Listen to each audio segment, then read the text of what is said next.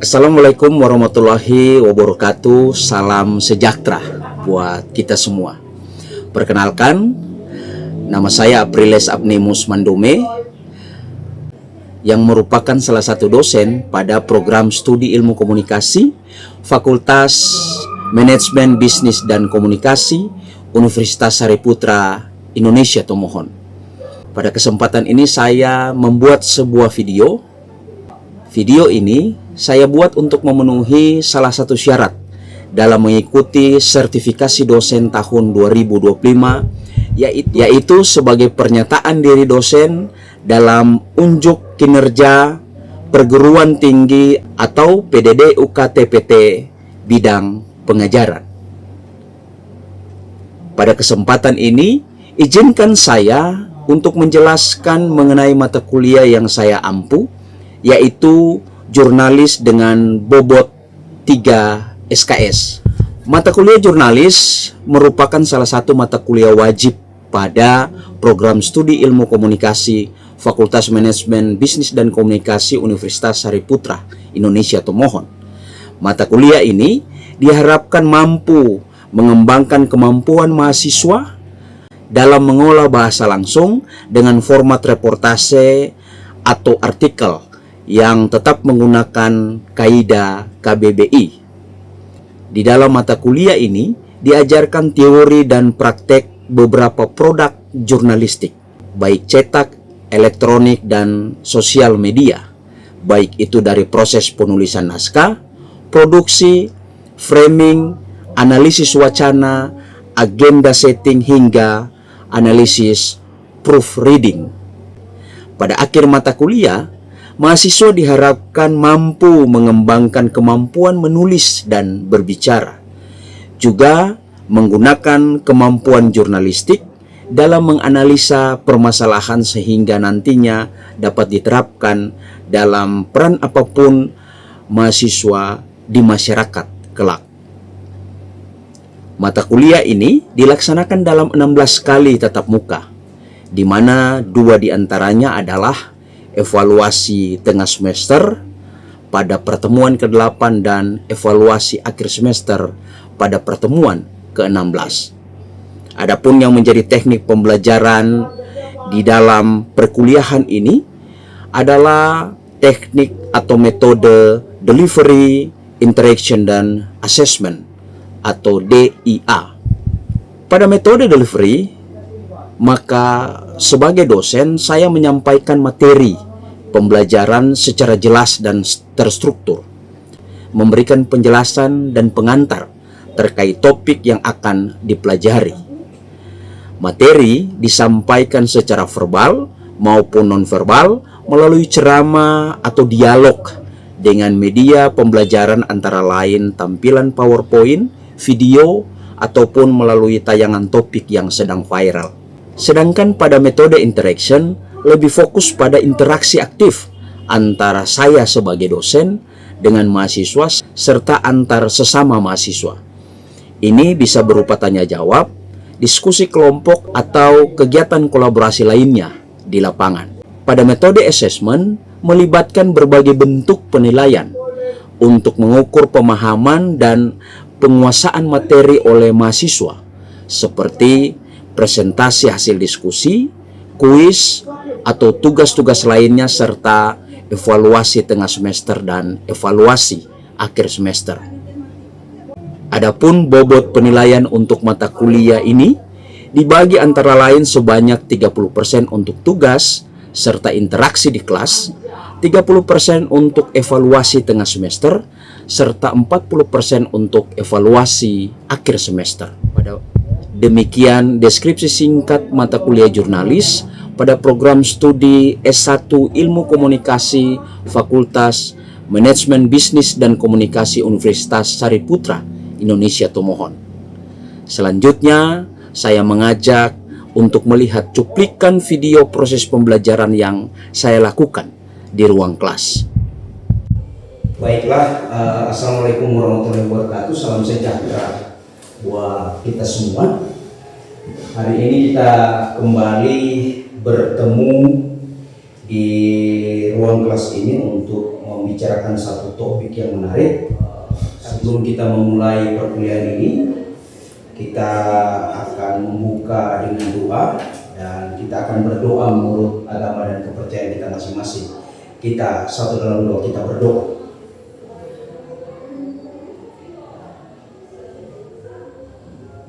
Berdoa selesai. Seperti yang sudah disinggung tadi, kita akan bicara salah satu topik yang menarik di dalam perkuliahan kita, yakni jurnalisme, dan di dalamnya kita akan bicara mengenai susunan judul, deadline, lead, dan body berita. Bagaimana membuat sebuah berita. Nah, dalam sebuah pemberitaan, struktur berita yang tepat itu sangat penting. Karena dengan struktur berita yang tepat, maka informasi yang tersampaikan itu menjadi jelas dan dapat juga diringkas serta akurat. Nah, ada 4 elemen penting di dalam membuat sebuah berita. Pertama adalah mengenai teks berita. Nah, teks berita sendiri sebetulnya adalah penyajian fakta mengenai peristiwa yang benar-benar terjadi, bukan opini atau fiksi. Jadi teks berita adalah sebuah kenyataan yang terjadi. Sebab seringkali para reporter atau para jurnalis banyak yang kemudian membuat teks berita itu berdasarkan opini, berdasarkan persepsinya sendiri, atau tidak berdasar pada sebuah fakta. Nah, sebagai seorang jurnalis, maka hal itu tidak dibenarkan. Berita itu harus berangkat dari sebuah fakta aktual yang terjadi yang di lapangan. Unsur yang kedua di dalam teks berita yang sangat penting adalah unsur 5W1H, yaitu berita harus menjawab pertanyaan terkait what, lalu where, terjadi di mana. Jadi berita itu harus menjawab pertanyaan apa yang sedang terjadi, lalu kejadiannya itu di mana misalnya, lalu kapan peristiwa itu terjadi, lalu who atau siapa-siapa yang terlibat dalam peristiwa itu, dan why, mengapa peristiwa itu terjadi. Ini unsur 5W yang harus ada di dalam sebuah teks berita, serta how atau bagaimana peristiwa itu terjadi yang berisi uraian lengkap mengenai peristiwa itu. Dan yang ketiga adalah di dalam sebuah teks berita maka harus menggunakan bahasa yang baku, yang lugas dan sistematis untuk menjaga objektivitas dan kredibilitas informasi. Nah, sampai sini ada pertanyaan? Tidak ada? Oke, kalau tidak ada kita lanjut.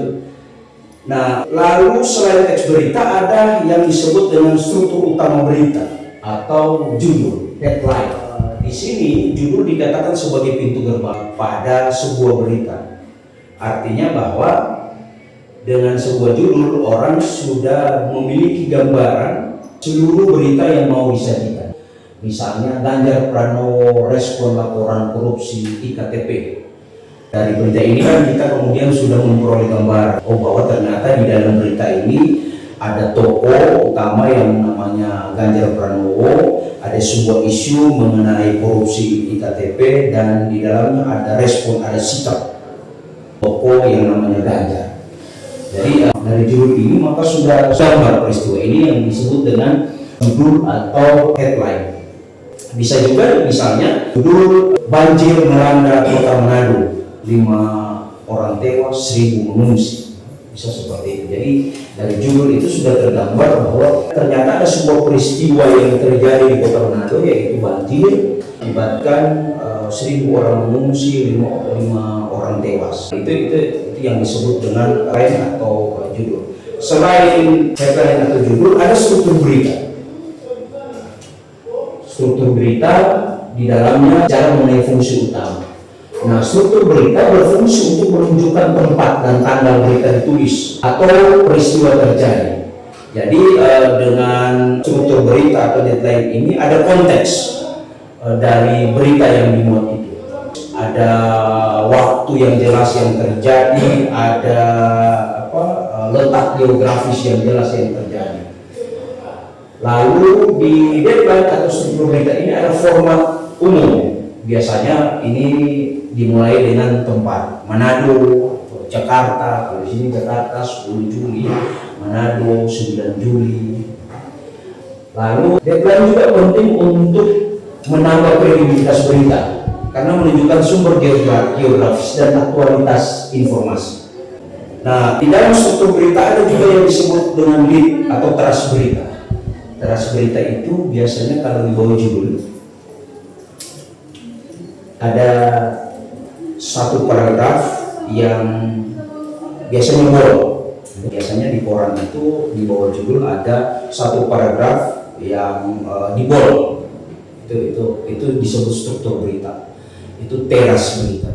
Ini menjadi sebuah hal yang cukup menantang bagi para jurnalis, para reporter, khususnya jurnalis berita cetak, untuk menghadirkan teras berita, sebab itu yang akan kemudian menentukan apakah pembaca berminat terhadap berita yang dimuat.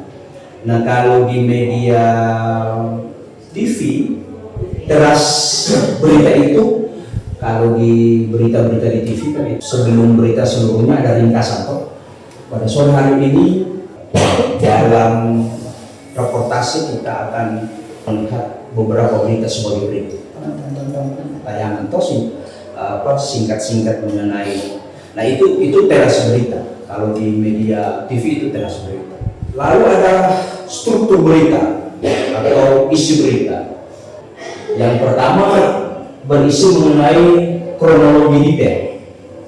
Bagian ini menjelaskan peristiwa secara kronologis dari awal hingga akhir dan memberikan gambaran lengkap kepada pembaca. Lalu yang kedua, setelah kronologi ada fakta dan bukti.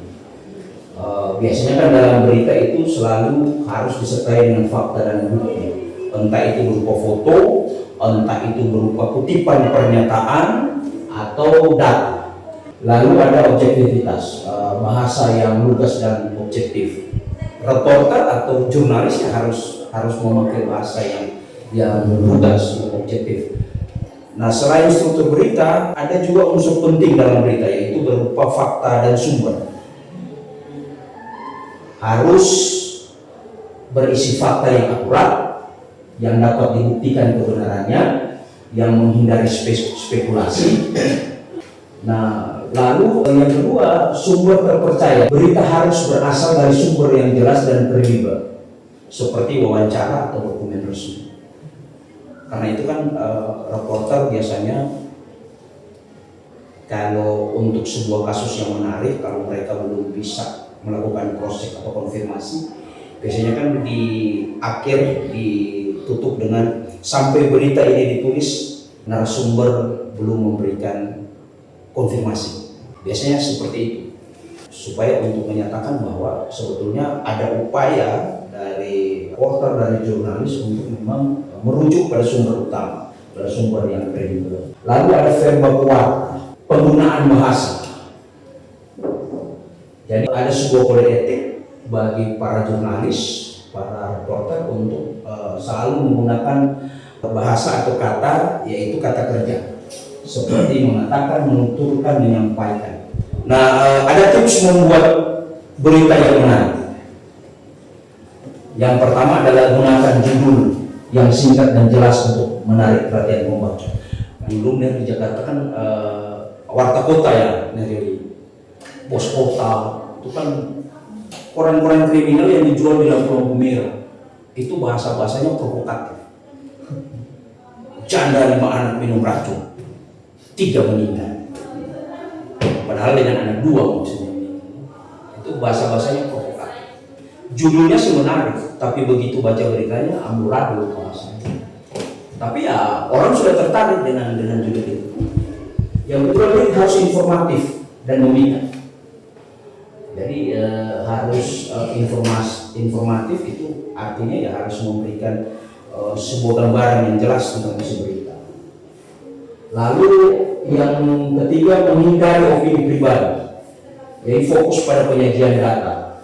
Dan yang keempat adalah menyusun berita secara logis dan sistematis agar mudah difahami. Ini ada contoh singkat berita lengkap.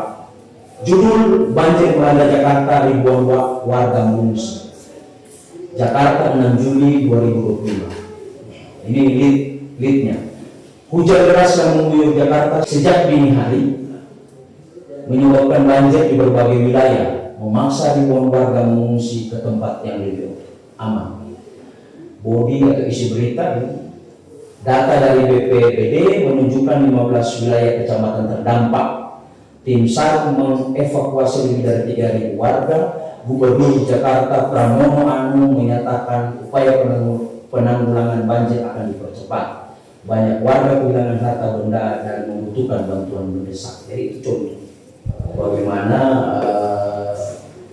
berita lengkap yang disajikan oleh seorang jurnalis.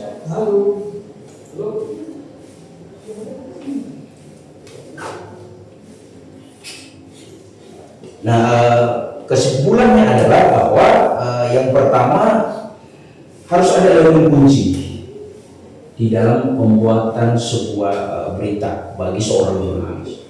Yang pertama, elemen kunci itu terdiri dari judul, deadline, lead, dan body yang merupakan fondasi utama. Yang kedua, faktual dan aktual, yaitu berita harus berdasar pada fakta, aktual, dan menarik perhatian publik. Yang ketiga, struktur optimal. Struktur yang baik memudahkan pembaca memahami informasi kompleks dengan cepat. Dan yang keempat adalah bagaimana secara kontinu melakukan latihan di dalam menulis berita, karena kan makin berpengalaman maka makin tajam. Semacam Karni Ilyas misalnya, dia jadi presiden IRC, dia itu sudah puluhan tahun jadi wartawan investigasi, wartawan dari macam-macam, sudah di mana-mana, baru kemudian dia jadi Pimpres TV1 dan dipercayakan jadi presiden IRC karena ketajamannya, karena dianggap dia mampu. Jadi memang harus ada sebuah latihan yang terus menerus. Nah, sampai sini ada pertanyaan? Oke, kalau tidak ada pertanyaan, kita akan menutup kelas kita dan kita akan kembali berjumpa di dalam pembahasan lebih lanjut mengenai mata kuliah ini, yaitu jurnalisme, tentu saja dengan topik atau pokok bahasan yang berbeda. Demikian kelas ini disampaikan, terima kasih. Kita tutup dengan doa menurut kepercayaan kita masing-masing. Kita berdoa selesai. Terima kasih. Demikianlah deskripsi singkat serta cuplikan video proses pembelajaran mata kuliah jurnalis yang saya ampu. Semoga apa yang saya sampaikan dapat memberikan gambaran kinerja pengajaran yang saya lakukan, khususnya pada mata kuliah jurnalis pada program studi S1 Ilmu Komunikasi Fakultas Manajemen Bisnis dan Komunikasi Universitas Sariputra Indonesia Tomohon. Mengakhiri video ini, tak lupa saya mengucapkan banyak terima kasih untuk kesempatan mengikuti sertifikasi dosen tahun 2025 di Kementerian Pendidikan, Kebudayaan, Riset, dan Teknologi Republik Indonesia. Saya juga mengucapkan terima kasih kepada seluruh tim penilai dan panitia sertifikasi dosen tahun 2025. Saya juga mengucapkan terima kasih kepada segenap pimpinan program studi ilmu komunikasi serta pimpinan Fakultas Manajemen Bisnis dan Komunikasi, juga pimpinan Universitas Sariputra Indonesia Tomohon. Dalam hal ini jajaran rektorat yang ada, serta tak lupa juga saya ucapkan terima kasih kepada rekan-rekan dosen di lingkungan Prodi Ilmu Komunikasi serta mahasiswa yang ada. Akhir kata, izinkan saya menutup video ini dengan sebuah pantun. Ketomohon melihat pelangi, elok dipandang dari Danau Linong. Dosen bersertifikat ikut berkontribusi, bangun negeri dengan memukau. Demikian video ini saya buat. Lebih kurangnya video ini saya memohon maaf sebesar-besarnya. Pakatuan wa pakalawiran. Assalamualaikum warahmatullahi wabarakatuh. Salam sejahtera untuk kita semua. Terima kasih.